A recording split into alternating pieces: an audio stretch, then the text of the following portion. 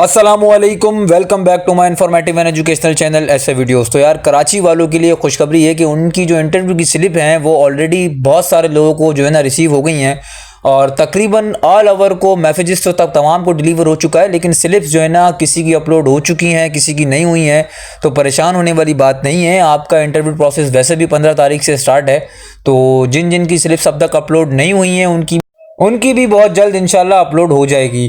तो बात कहने की है कि स्लिप से एक मेरे हाथ लगी है, किसी कैंडिडेट से मैंने रिक्वेस्ट करके स्लिप मांगी और स्लिप में हम देखेंगे कि स्लिप में क्या क्या चीज़ें हमें बताई गई हैं। सबसे पहले हम देखें तो आपको नज़र आ रहा है applied for police constable district, ये कोरंगी के कैंडिडेट की लिस्ट है। उसका इंटरव्यू है 23 जनवरी को, ठीक है। रिपोर्टिंग टाइम है उसका 11 बजे और वेन्यू ऑल ओवर कराची। जितने भी कराची के कैंडिडेट्स हैं, चाहे वो किसी भी डिस्ट्रिक्ट का हो, इंटरव्यू का जो वेन्यू है वो police headquarter south garden Karachi है। अब उसमें यहाँ पर आप देखें स्लिप के अंदर ही आपको जो आपका एडमिट कार्ड है, जो आपकी इंटरव्यू की स्लिप है, उसमें ये इंस्ट्रक्शंस लिखी हुई हैं। इंस्ट्रक्शंस को लाजमी फॉलो करना है। जिसको समझ नहीं आ रहा उसके लिए वीडियो बनाई है मैंने। एक दफ़ा वीडियो को लाजमी मुकम्मल एंड तक देखना है ताकि आपको तमाम डाउट्स, तमाम चीज़ें क्लियर हो जाएँ। बार बार हर किसी से आपको सवाल पूछना नहीं पड़े। अब पहला पॉइंट देखें। पहले पॉइंट में लिखा हुआ है you are required to bring the admit card slip along with original document. ये जो स्लिप है आपके पास, ये स्लिप आपने लाजमी ले जानी है। जाने से पहले एक दफ़ा अपनी तमाम चीज़ें चेक करके रात को ही तमाम चीज़ें एनवलप में डाल के रखनी है। और उसके साथ जो डॉक्यूमेंट्स लेके जाने हैं उस डॉक्यूमेंट्स पर भी हम नज़र आसानी करेंगे क्या क्या डॉक्यूमेंट्स लेकर जाने हैं।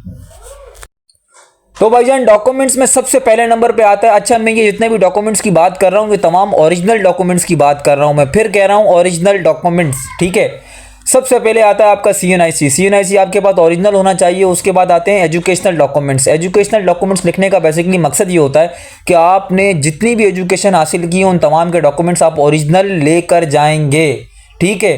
अब फर्दर वो उन पर डिपेंड करता है कि वो आपसे सिर्फ जो है ना मैट्रिक के जो है ना डॉक्यूमेंट्स लेते हैं। वैसे आप अगर जब जाएंगे तो आपसे सिर्फ मैट्रिक के ही डॉक्यूमेंट्स तलब किए जाएंगे, क्योंकि आपने जिस भर्ती के लिए अप्लाई किया है वो मैट्रिक का क्राइटेरिया था। मैट्रिक की बेस पर भर्ती थी तो सिर्फ मैट्रिक के ही डॉक्यूमेंट्स की वेरिफिकेशन होगी, फर्दर मोर की नहीं होगी।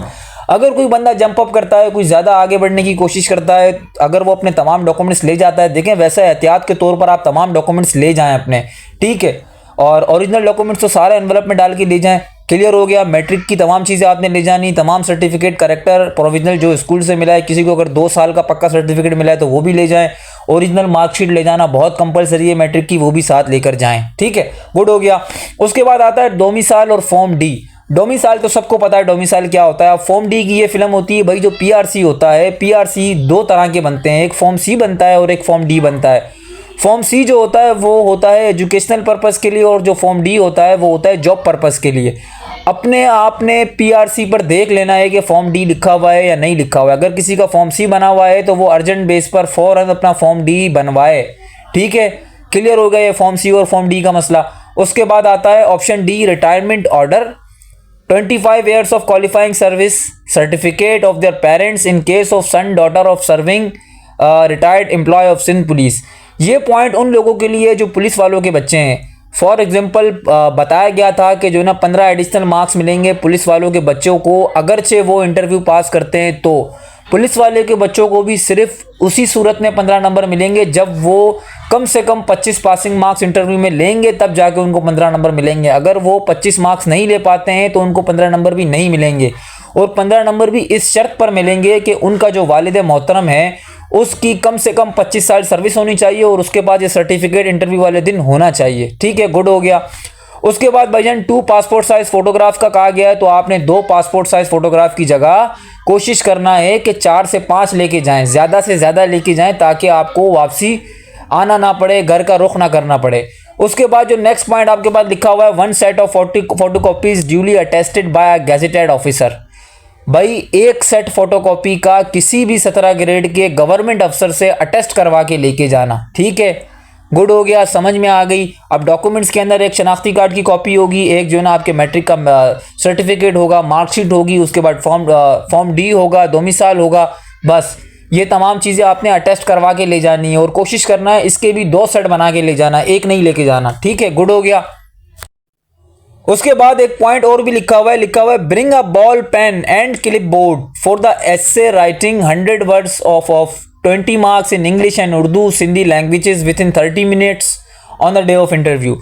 कह रहा है कि भाई बराए करम अपने साथ एक बॉल पेन लेके आना, एक गत्ता लेके आना। आम अल्फाजों में समझा रहा हूँ, क्लिप बोर्ड लिखा हुआ है लेकिन मैं गत्ता उसको पढ़ रहा हूँ। एक गत्ता ले आना, एक बॉल पेन ले आना एस्से राइटिंग के लिए, जो कि 100 वर्ड्स पर मुश्तमिल होगा। 20 मार्क्स का होगा। 10 मार्क्स इंग्लिश के एस्से के होंगे और 10 मार्क्स होंगे उर्दू या सिंधी लैंग्वेज में लिखने के। ठीक है, 30 मिनट का आपको टाइम दिया जाएगा on the day of interview. Interview वाले दिन वाइवा होने से पहले आपका जो है ना आपका एस्से लिया जाएगा। एस्से आप लिख लोगे, फिर उसके बाद अब आपका वाइवा कंडक्ट होगा। ठीक है, गुड हो गया। अपने साथ ये चीज़ें लाजमी लेकर जाना। मैं अगेन बार बार कह रहा हूँ, बॉल पेन और गत्ता लाजमी लेके जाना है। ठीक है, गुड हो गया। उसके बाद नेक्स्ट पॉइंट पर लिखा हुआ है no NC FIR will be accepted in the place of original NIC. कह रहा है कि कोई भी एनसी या एफआईआर जो हम गुमशुदगी कटवाते हैं थाने से, जब हमारा एनआईसी गुम हो जाता है, उस सूरत में कह रहा है अगर किसी कैंडिडेट का एनआईसी खो गया और उसने जो है ना एफआईआर लाके हमें दिखाई, तो वो काबिल कबूल नहीं होगी। आपने हर सूरत अपना ओरिजिनल शनाख्ती कार्ड ही लाना है। समझ रहे हैं? जिसका शनाख्ती कार्ड नहीं होगा ओरिजिनल, वो टाटा गुड बाय, वो गेट से ही बराए करम वापस हो जाए। ठीक है। और नेक्स्ट पॉइंट पर लिखा हुआ है mobile phone purse is not allowed. कोई मोबाइल फ़ोन अलाउ नहीं है, कोई पर्स अलाउ नहीं है। कोशिश करना अपने साथ कोई ऐसा बंदा ले जाना, कोई ऐसा दोस्त यार ले जाना जो कि आपका मोबाइल फ़ोन और आपका पर्स कैरी करे। कम से कम 2 से 3 घंटे आपको अंदर लग सकते हैं। 2 से 3 घंटे उसका काम बनता है कि वो बाहर आपका वेट करे। और लास्ट पॉइंट पे लिखा हुआ है interview will be conducted by Sindh police as per advertised criteria. STS कह रहा है आपको कि जो इंटरव्यू आपका कंडक्ट होगा वो सिंध पुलिस की जानिब से होगा। समझने बात को, हम सिर्फ मैनेजमेंट देखेंगे, जबकि इंटरव्यू जो होगा वो सिंध पुलिस के अफसरान खुद लेंगे।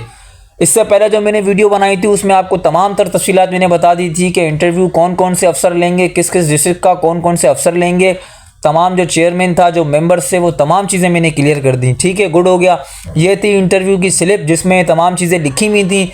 मैंने कहा आप तमाम को बता दूं। अच्छा, रही बात यहाँ पर अटेस्टेड की, बहुत सारे लोग अटेस्टेड में कंफ्यूज हो जाते हैं कि सर अटेस्ट किससे करवाएं। भाई कोई भी अफसर हो, स्कूल का हेड मास्टर हो कर सकता है, 17 ग्रेड का ऑफिसर है, कोई आपके इलाके का चेयरमैन हो वो कर सकता है, किसी भी सियासी जमात का चेयरमैन हो, उसके बाद स्टैंप भी होगा, वो स्टैंप लगाएगा और साइन करेगा, आपका डॉक्यूमेंट अटेस्ट हो जाएगा। इसी तरह सरकारी महकमा हो, कोई भी सरकारी महकमा हो, चाहे वो केएमसी हो, डीएमसी हो, कोई जो है ना एजुकेशन में हो, किसी डिपार्टमेंट में हो, किसी फेडरल डिपार्टमेंट में हो, फेडरल गवर्नमेंट में हो, सिंध गवर्नमेंट में हो, अटेस्ट कर सकता है। सिर्फ उसका 17 ग्रेड का होना बहुत ज़रूरी है बस।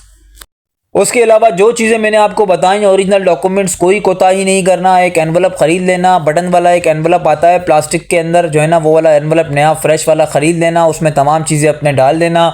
बॉल पेन कोशिश करना एक्स्ट्रा लेके जाना। अगर किसी बंदे को बॉल पेन नहीं समझ आता, पॉइंटर समझ आता है, तो वो ईजिली अपना पॉइंटर ले जाए।